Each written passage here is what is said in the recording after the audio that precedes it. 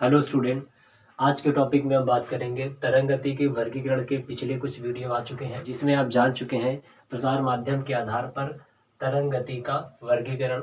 दूसरे टॉपिक में आप जान चुके थे अंतरिक्ष में तरंग गति के आधार पर वर्गीकरण, और तीसरा है ऊर्जा हस्तांतरण के आधार पर। तो आज आप जानेंगे ऊर्जा हस्तांतरण के आधार पर तरंग गति का वर्गीकरण कैसे किया गया है। तो इसके जो है दो प्रकार होते हैं ऊर्जा हस्तांतरण के आधार पर, एक होता है प्रगतिशील लहर और दूसरा होता है स्थिर तरंगे, यानी तरंगे क्या है, स्थिर है। तो हम पहले जानते हैं प्रगतिशील लहर क्या होती है कि कोई एक माध्यम है और उसमें एक निश्चित दिशा में लगातार जो तरंगे यात्रा करती हैं उसी को यात्रा तरंगे या प्रगतिशील तरंगे या प्रगतिशील लहर, तरंग को हम लहर कहते हैं, सिंपल भाषा में इसको लहर कहा जाता है। जैसे हवा की लहर, पानी की लहर, तो वो क्या है, वो तरंग ही है। तो कोई माध्यम, माध्यम का मतलब मान लीजिए कि हवा है और जैसे हम बोल रहे हैं तो जो साउंड जाती है वो हवा के माध्यम से एक जगह दूसरी जगह पहुंच रही है। तो हवा क्या है, एक माध्यम है, पानी भी क्या है, माध्यम है। तो एक माध्यम का मतलब मान लीजिए कि हवा है और एक निश्चित दिशा में, तो मान लीजिए दिशा इसी को मान लेते कि इसी दिशा पर लगातार यात्रा कर रही है, तो उसी को यात्रा तरंग करेंगे। तो मतलब कोई तरंग है और कोई माध्यम मान लिया, माध्यम मान लिया यहाँ पर क्या है, हवा माध्यम मान लिया, और इसी दिशा में एक ही निश्चित समय, ऐसा नहीं कि कभी इधर जा रही, कभी इधर जा रही, कभी इधर जा रही, सिर्फ एक ही निश्चित डायरेक्शन में है ये तरंग जो है जा रही है। किसी भी माध्यम हम मान सकते हैं, पानी भी मान सकते हैं कि मान लीजिए पानी है और पानी के माध्यम में एक ही सीधी रेखा पर जो है जा रही है। जैसे मान लीजिए कि ये पानी है, तालाब है और ऊपर से कोई तरंग है और इसमें सीधी नीचे ही जा रही है, तो या सामने ही जा रहे उसके ऊपर से, तो सीधी रेखा होनी चाहिए और कोई एक माध्यम होनी चाहिए और उसमें लगातार वो यात्रा कर रही है, लगातार वो जा रही है, तो उसी को हम प्रगतिशील तरंग या लहर कहेंगे। इसी को हम यात्रा तरंग भी कहा जाता है। तो अगर कहीं पूछा है कि यात्रा तरंग किसे कहते हैं तो प्रगतिशील लहर को ही कहेंगे। आगे जानते हैं, ये जो होती है असीमित माध्यम में, असीमित माध्यम का मतलब है कि अब उसके कोई लिमिट नहीं है, कोई भी माध्यम माना है उसकी कोई लिमिट, जैसे तालाब है तो तालाब की एक लिमिट है, ठीक है। जैसे आसमान है, ब्रह्मांड है, तो वो असीमित है।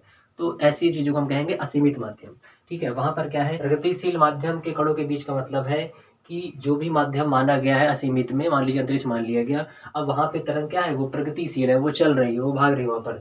तो उसमें क्या होगा, जो ऊर्जा होगी और साथ में जो गति होगी उसको स्थानांतरित करते हुए, असीमित है माध्यम और उसमें जो लहर है, जो प्रगतिशील लहर है, वो क्या है, वो एनर्जी को और साथ में जो स्पीड है उसको स्थानांतरित, एक जगह से दूसरी जगह पहुंचाते हुए आगे जो क्या है वो ट्रेवल कर रही है, कहाँ पर, असीमित क्षेत्र में, असीमित माध्यम में।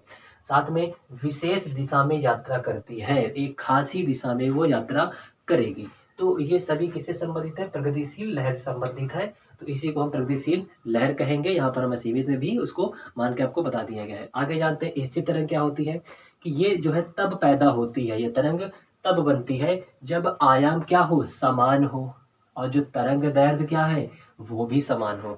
आयाम का मतलब क्या होता है, देखिए आयाम का मतलब है कि जैसे ये हाथ है और अभी इन दोनों के बीच में जितना गैप है तो हम कहेंगे कि ये एक, मान लीजिए इसको मान लेते कि ये एक लिमिट का एक आयाम है। अभी इस समय आयाम क्या हमने बढ़ा दिया, आयाम क्या होगा, ज़्यादा हो गया और आयाम बढ़ गया।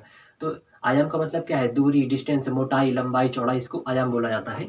तो एक समान आयाम हो और समान तरंग दैर्ध्य, तरंग दैर्ध्य क्या होता है, तरंग की लंबाई को, तरंग कितनी लंबाई पे जा रही है उसी को तरंग दैर्ध्य कहा जाता है। तो तरंग की लंबाई समान हो और आयाम समान हो तो क्या हो, दो समान तरंगे, अब तरंगे हैं और वो दो समान हैं, इक्वल हैं, ठीक है, और एक ही सीधी रेखा में चल रही हैं लेकिन विपरीत दिशा में टकराती हैं। अगर ये तरंगे हैं और दोनों एक ही सीधी रेखा, एक के पीछे एक दूसरे के सीधी रेखा में जा रही हैं तो तब तो ये चुपचाप जाएंगी, लेकिन अगर ये विपरीत में आज ये टकरा जाएंगी तो क्या होगा, फिर इसमें ये जो है शून्य आयाम के बिंदु और मैक्सिमम आयाम बिंदु के साथ स्थिर दिखाई देंगी। तो जैसे इसको हम समझ लेते क्या है, जैसे मान लेते हैं कि ये यहाँ पर एक तरंग है और इस तरह चल रही है, तो ये क्या है, ये इसका आयाम हो गया, ठीक है, और इधर भी इसका आयाम हो गया। अब ये शून्य किसको बोलेंगे, जहाँ पर ये बीच में है, सेंटर पे आ रही है, ये शून्य हो गया, तो ये क्या हो गया, ये शून्य बिंदु का आयाम हो गया। और मैक्सिमम आयाम, मान लीजिए ये वाला बहुत ज़्यादा दूर गया, ऊपर गया, तो ये आयाम क्या होगा, बहुत ज़्यादा मैक्सिमम हो गया। तो इनके बिंदु के साथ अब ये वाला जो बिंदु है, तो ऐसी स्थिति में क्या होती है, ये स्थिर होती है, इसीलिए इनको स्थायी या स्थिर तरंगे कहा जाता है।